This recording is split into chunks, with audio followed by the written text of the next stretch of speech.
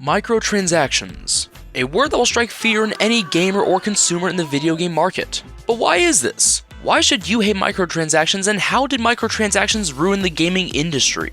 Well, I'll be explaining all that in today's video. Starting with the question, what are microtransactions?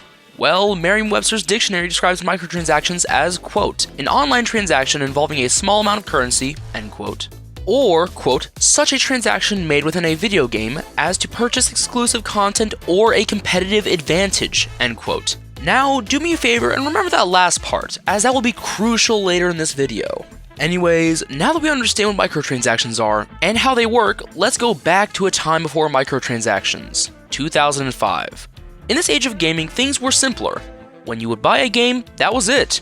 It didn't really receive any updates, and there were no in-game purchases to be made. When you bought a game, that was it. You'd play the game and nothing else. And there were indeed cosmetics at this time, but not how you think of them today. Cosmetics back then were earned through progression in the game, completing challenges and other things of that caliber. And everyone loved it. You can make your own unique styles and looks for free by simply progressing in the game. And it was never too difficult. It was rather simplistic. And while for some cosmetics there was certainly a grinding aspect involved, it was never impossible or insanely long. So that way you didn't lose motivation to grind for the cosmetic, but it could simultaneously be rewarding to earn it. It struck a perfect balance. People got free cosmetics, and the developers in turn got players to keep playing their game for longer. It was a win-win. But then in 2006, the gaming industry would change forever. We would receive our first in-game purchasable cosmetic item, known as a microtransaction today. That being the cosmetic horse armor from Bethesda's Elder Scrolls. This was an intriguing addition. People didn't pay too much mind to it, to be honest, but little did we know that at the time that this singular cosmetic would mark a new era for gaming, where later down the line, the gambler's era would begin. This era took the gaming industry by storm. We saw the additions of loot boxes in video games. Now, if you don't know what a loot box is, essentially you pay money to earn multiple or a singular cosmetic or useful in-game item, at the expense that the item or items are randomly selected and can range in utility in how useful they are or how rare they are. Essentially, it's gambling. Now, let me explain to you why this mechanic is scummy.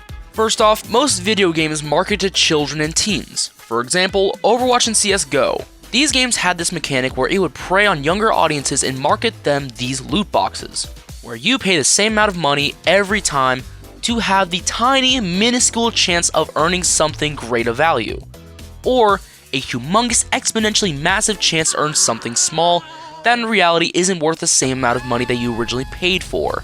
I shouldn't really have to elaborate any further why this mechanic is bad, but I will. For example, in a game like Call of Duty Infinite Warfare, you could purchase loot boxes and it would work the same way, with the alternative mechanic that you could get duplicate items from these loot boxes. And this isn't just a thing in Infinite Warfare, this is a feature in many games that have this same mechanic. The fact is that this mechanic preys on people who are willing to spend bank just for the chance to earn something big. But by the time they get that item, if they ever do, that item's already lost all value, or you spend way too much money on it that you didn't even make a profit back anymore. Not in the slightest. And this mechanic also feeds addiction. In truth, I've never been a fan of this mechanic, as it's always just felt scummy to me. But you're still not convinced that microtransactions have hurt gaming? Well, allow me to elaborate in my next example. Bundles. Now, here's the thing. My issue with bundles aren't the skins or cosmetics or whatever. Now, don't get me wrong, I think it's absurd that most skins nowadays in games cost 1/3 the same price of a brand new video game release, and that we used to get cosmetics for free or for about $3. But my main issue with bundles is the gameplay aspect of it. For example, let's take a look at Call of Duty Modern Warfare 3 2023. This game has bundles that you can purchase with COD points. Most of the time these bundles cost anywhere from $20 to sometimes $30. But that's not the main issue here. My main issue is the fact that these bundles come with a different weapon blueprint. Now, this may not seem like a problem at face value.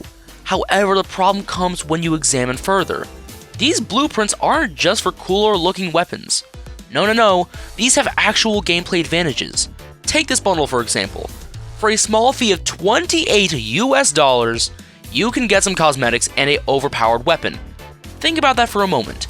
If you decide to drop $28 on an in-game bundle, you can get a weapon that most other people don't have access to and is quite literally more powerful than pretty much any other normal gun. This is quite literally pay to win, and that's how it works with a lot of these bundles. But I'm not done talking about Call of Duty yet. Now we gotta talk about battle passes. Now, the problem I have with battle passes is the items and weapons contained in those battle passes. Oftentimes when you purchase a battle pass in a game, it gives you an advantage. Once again, it's pay to win. However, there is an exception here, that being Fortnite. You see, I have zero problems with Fortnite's battle pass system on a content perspective. The reason for this? There is no in-game advantage with purchasing a Fortnite battle pass. Everything in a Fortnite battle pass is purely for show. Nothing involving gameplay, so that way there's no paywall in order to be successful in this game. You can be successful whether you're wearing Raven, a default, or Iron Man. It doesn't matter.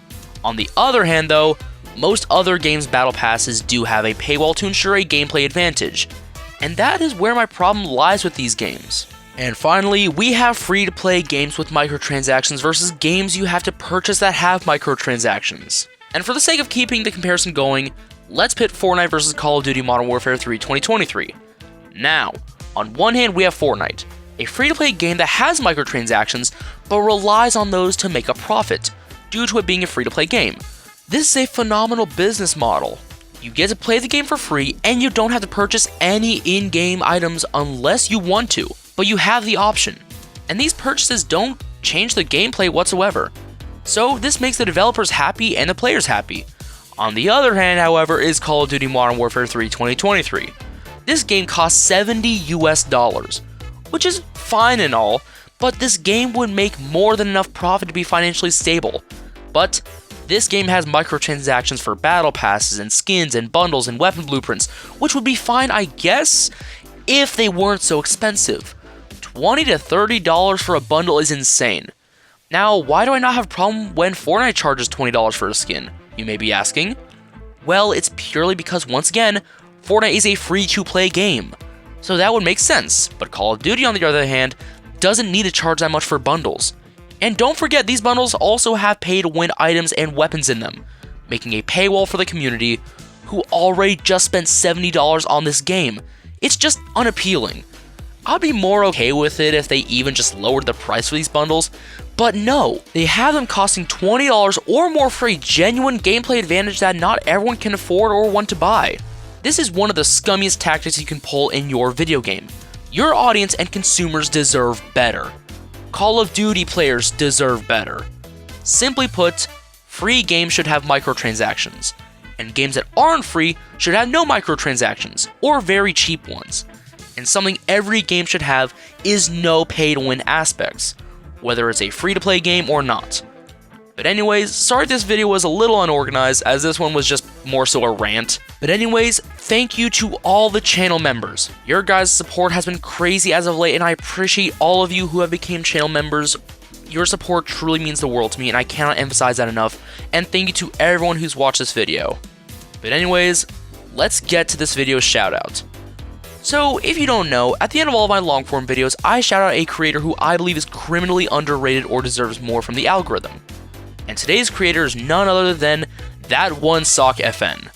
This creator makes Fortnite-related content where they post funny memes and relatable moments in Fortnite. However, they aren't just limited to Fortnite. They also do Roblox and more.